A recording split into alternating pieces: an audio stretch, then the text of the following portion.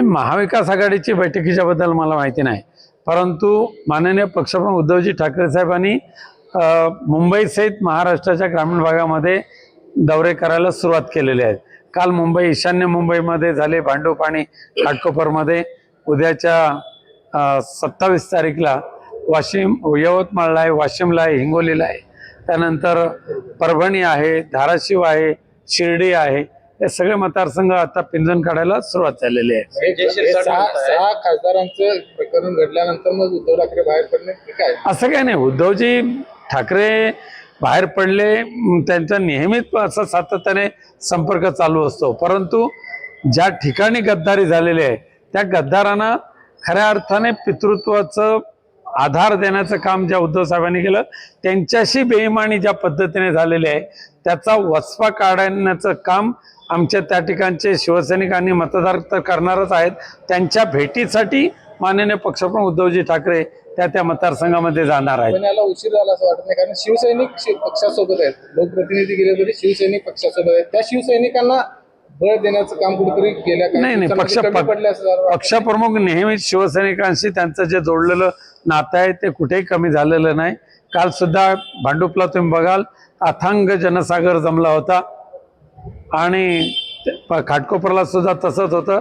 आता सुद्धा येणाऱ्या दौऱ्यामध्ये तेच दिसेल आपल्याला। 2 दिवसांपूर्वी अमित शहा कोल्हापुरात आले होते, एकनाथ शिंदेची शिवसेनाच खरी शिवसेना आहेत आणि हे त्यांची चाटुगिरी करणारे त्यांची हाजी करतात, हे दुर्दैव आहे महाराष्ट्राचं। आणि ते सुद्धा कोल्हापूरला येऊन तशा पद्धतीची ऐकून घेणं हे दुर्दैव आहे कोल्हापूरवासियांचं। ठाकरेंची शिवसेना संपवायची काँग्रेसने सुपारी दिलेली आहे असं संजय शिरसाट। संजय शिरसाटला फार खिसगंतीत घ्यायची गरज नाही आहे। धन्यवाद।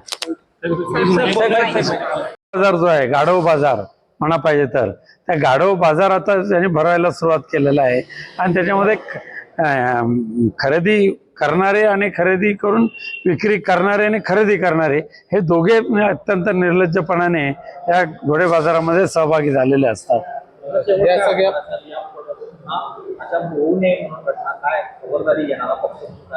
पक्ष आपल्या पद्धतीने पूर्णपणे सक्रिय आहे। पक्षप्रमुख उद्धवजी ठाकरेंचा सातत्याने सर्वांशी संपर्क चालूच असतो, पण ज्यांनी स्वतःला विकायला ठेवलेलं आहे त्यांच्या समोर जर 85 खोक्यांचा भली मोठी रास उभी केली तर ते सर्वांना विसरतात। आता नांदेडचा एक हिंगोलीचा खासदार त्याने स्वतःच्या मुलाच्या निवडणुकीला लाथ मारली आणि स्वतःला बाजारात विकायला ठेवलं होतं, ते विक्री करून गेले तिकडे। मुलगा पडला तरी चालेल पण स्वतःचे 80-85 मिळाले बस झाले।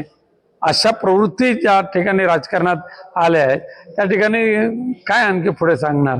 या सगळ्या घटनेनंतर 6 खासदारांच्या घटनेनंतर आज जे आमदार गैरहजर होते, संजय देरकर, माननीय उद्धवजी ठाकरे साहेबांचा दौरा आहे त्याच्या तयारीसाठी ते आहेत, त्यामुळे ते येणार नव्हते आणि बाकीचा पहिलाच दिवस आहे त्यामुळे साहजिकच आहे ॲबसेंटीज वगैरे होते। राहुल पाटील सुद्धा परभणीच्या काउंटिंगसाठी थांबले होते आणि संजय पोतनीस जे सांतारोचे आहेत त्यांना मुंबईला यायला उशीर झाला त्यामुळे ते येऊ शकले नाही। नाशिकचा निकाल धक्कादायक नाही आहे।